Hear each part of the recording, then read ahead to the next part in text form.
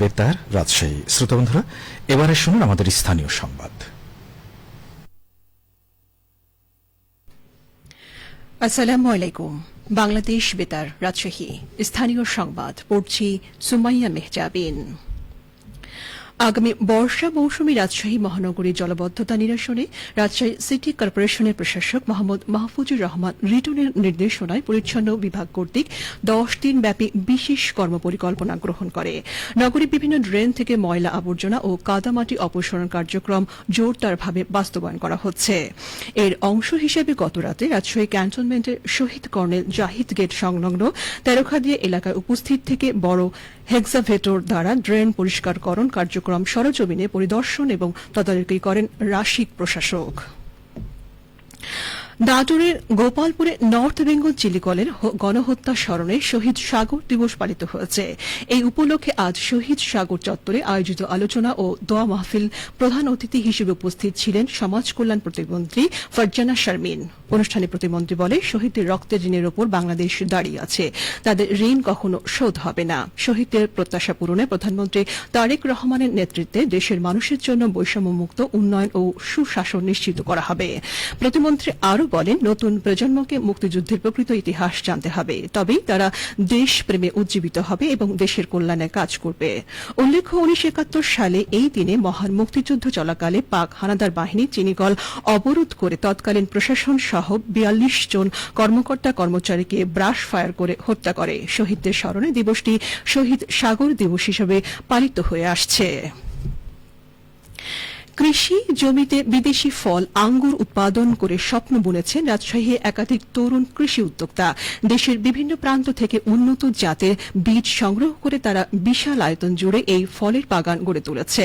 কৃষি বিভাগ বলছে, যেসব কৃষি উদ্যোক্তা গতানুগতিক আবাদের বাইরে গিয়ে কাজ করেছে তারাই সাফল্য অর্জন করেছেন। এ নিয়ে শুনুন মহানগর সংবাদদাতা রাজু আহমেদের প্রতিবেদন।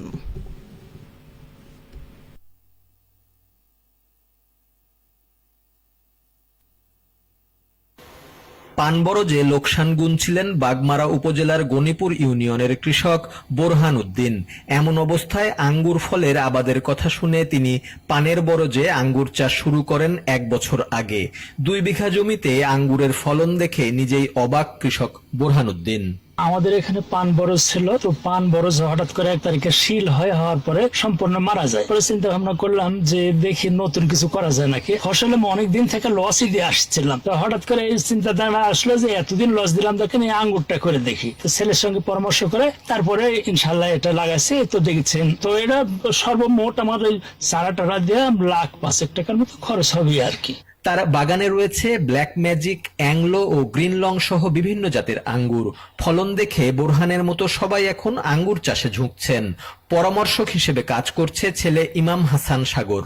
আমাদের এই উত্তরাঞ্চলের বিভিন্ন জায়গা থেকে কিন্তু মানুষ আসতেছে দেখার জন্য, কারণ তারাও চিন্তা ভাবনা করছে, যখন এই বাগানটা দেখতেছে তারা একটা উদ্যোক্তা হওয়ার চিন্তা ভাবনা করতেছে এবং ফল যখন খেয়ে দেখতেছে যে আসলে মিষ্টি। হ্যাঁ, তো আমরা মনে হয় যে এরকম একটা বাগান যারা বেকারত্ব আছে তাদেরকে আমরা একটা কথাই বলতেছি যে তারা যদি জমি থাকে তারা কিন্তু এই আঙ্গুর চাষে উদ্বুদ্ধ হতে পারে, কারণ এখান থেকে ভালো পরিমাণে একটা আর্নিং করা পসিবল। কৃষকদের উদ্বুদ্ধ করতে গতানুগতিক চাষাবাদের বাইরে গিয়ে বাণিজ্যিকভাবে চাষের পরামর্শ দিয়ে আসছে কৃষি সম্প্রসারণ অধিদপ্তর। এমনটাই জানান বাগমারা উপজেলার কৃষি কর্মকর্তা মোহাম্মদ আব্দুর রাজ্জাক। আমরা আশা করছি আগামী আর কিছুদিনের মধ্যে ফলটা হারভেস্ট হবে।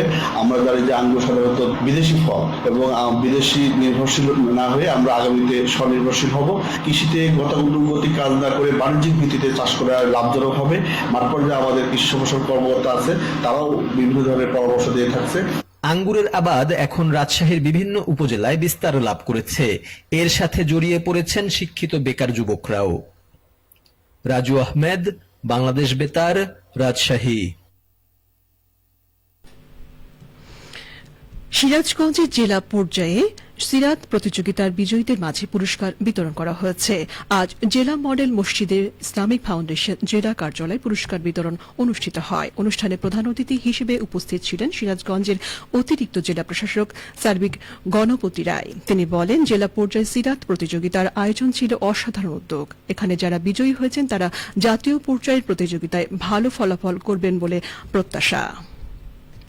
খেলার খবর নাটোরে অনুষ্ঠিত নতুন করি স্পোর্টস প্রতিযোগিতায় আজ বালিকাদের ফুটবল ও কাবাডির সেমিফাইনাল খেলা অনুষ্ঠিত হয়েছে জেলা ক্রীড়া অফিসার রাকিবুল হাসান এছামি বলেন ফুটবলে নলডাঙ্গা উপজেলাকে 4-3 গোলে পরাজিত করে গুরুদাসপুর এবং সিংড়া উপজেলাকে 6-0 গোলে পরাজিত করে লালপুর উপজেলা দল ফাইনালে উত্তীর্ণ হয়েছে কাবাডিতে গুরুদাসপুরকে 27-14 পয়েন্টের ব্যবধানে পরাজিত করে নাটোরের সদর এবং নলডাঙ্গাকে 29-16 পয়েন্টের ব্যবধানে পরাজিত করে বাগাতিপাড়া উপজেলা ফাইনালে উত্তীর্ণ হয়েছে সবশেষে আবহাওয়া আজ রাজশাহীতে সর্বোচ্চ তাপমাত্রা ছিল 33 ডিগ্রি এবং সর্বনিম্ন 21 ডিগ্রি সেলসিয়াস বিকেল 3টায় বাতাসের আপেক্ষিক আর্দ্রতার পরিমাণ ছিল 49%। রাজশাহী ও পার্শ্ববর্তী এলাকায় আজ সূর্যাস্ত সন্ধ্যে 6:36 সংবাদ শেষ হল আমাদের পরবর্তী স্থানীয় ইংরেজি সংবাদ সন্ধ্যে 6:05